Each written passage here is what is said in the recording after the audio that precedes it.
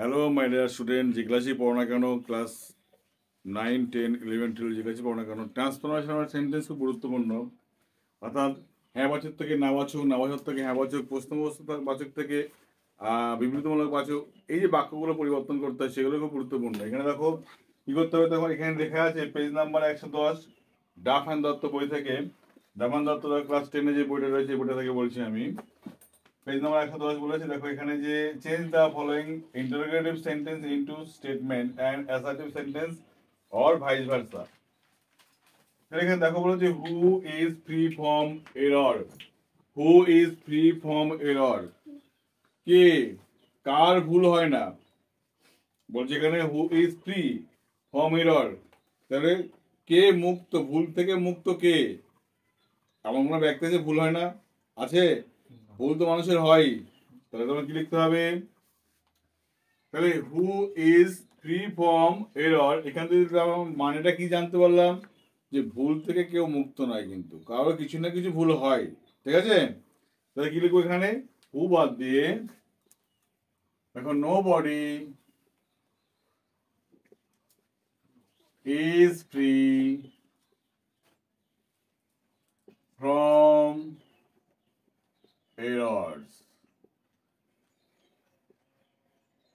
ঠিক আছে, কেউ কিন্তু ভুল থেকে মুক্ত নয়, সবারই কিছু না কিছু ভুল হয়। I can never forget my friend, বলছি দেখো I can never forget my friend, আমি কখনোই আমার বন্ধুদের ভুলে যাব না। এটাকে যদি প্রশ্ন বাক্য, এখানে আছে ফুলস্টপ, মানে এটা কি আছে? অ্যাসার্টিভে আছে, এটাকে প্রশ্ন বাক্যে নিয়ে যেতে হবে। তাহলে এখানে প্রশ্ন বাক্যে ভুল নিয়ে যেতে গেলে কি করবো? এই বাক্যের সাবজেক্টের পরে দেখো ক্যান আছে, ক্যান থাক, মে থাক, মাইট থাক, am, is, are, was, are, has, have, had, যাই থাক না কেন, এটা কিন্তু সাবজেক্টের পর থেকে কি হবে? আগে আনবে।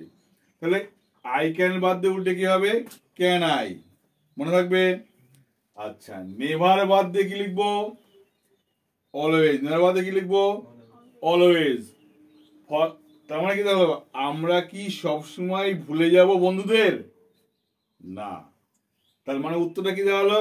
আমরা সবসময় বন্ধুদের কি করব? মনে রাখবো। ঠিক আছে, এমন একটা প্রশ্ন মনে মনে করতে হবে যার উত্তরটাই হবে, প্রশ্নটা তুমি নিজে করছো। ঠিক আছে, কিরকম ভাবে প্রশ্ন করতে হবে করো এটাকে। ক্যান আই নেভার বাদ দিয়ে অলওয়েজ, ফরগেট বাদ দিয়ে কি লিখবা? রিমেম্বার। ফরগেটের বিপরীত শব্দ কি হবে? রিমেম্বার।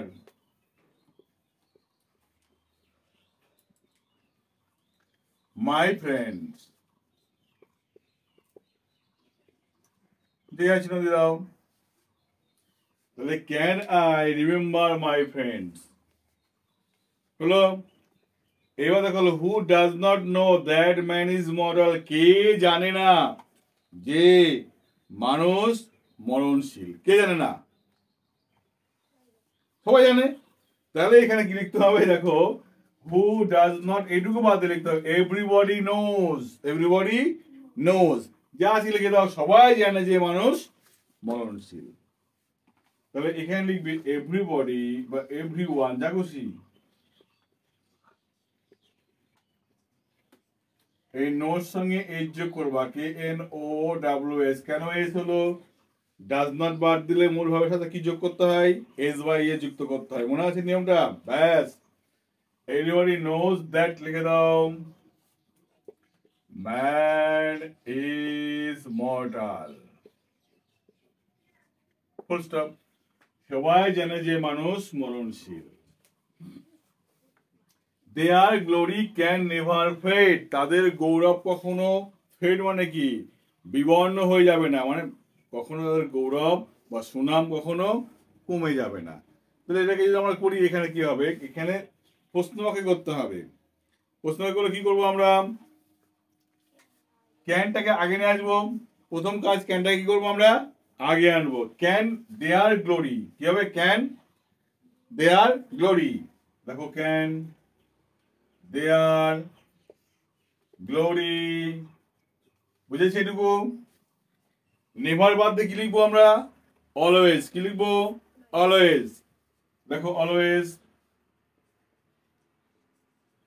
তাহলে ক্যান দেয়ার গ্লোরি অলওয়েজ, ফেডের বিপরীত কি হতে পারে? Fade, unfade. দেখে দাও।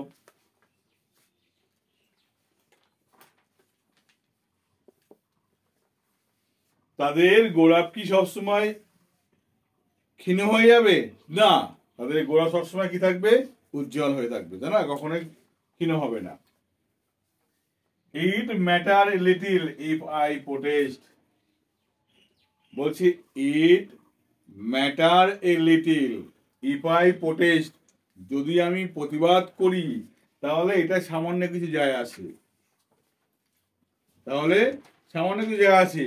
তাহলে দেখো এখানে ম্যাটার সঙ্গে এস আছে না, এস আছে মানে এসটা আমরা বাদ দিয়ে কি লিখবো? আগে কি লিখতে হবে?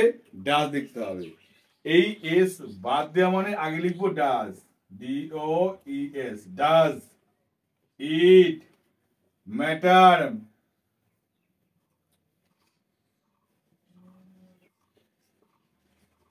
Does it matter.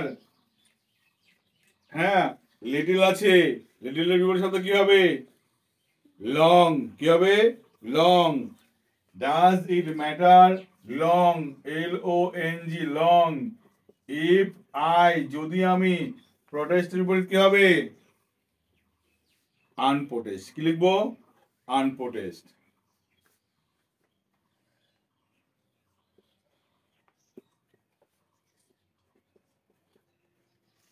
জিজ্ঞাসা শুনে দাও। যদি আমি প্রতিবাদ না করি তাহলে খুব কি বড় বড় কিছু কি যায় আসে? তার মানে কি সামান্য কিছু যায় আসে? কিছু যায় আসে না, ঠিক না? তাহলে এইভাবে বাক্যের অর্থগত পরিবর্তন না করে বাক্যগুলোর তোমার ট্রান্সফরমেশন আর সেন্টেন্সে কাজগুলো করতে হবে। যারা এই কাজগুলো করছো, পরীক্ষার জন্য প্রিপারেশন নিচ্ছ, কি করো? প্রাথমিক পর্যায়ে করে সেগুলোকে ক্লিয়ার করো, বেসিকটা ক্লিয়ার করো, তাহলে দেখবা সহজেই তোমার যে কোনো পরীক্ষায় দুম করে ক্র্যাক করে যাবে। ওকে, চলো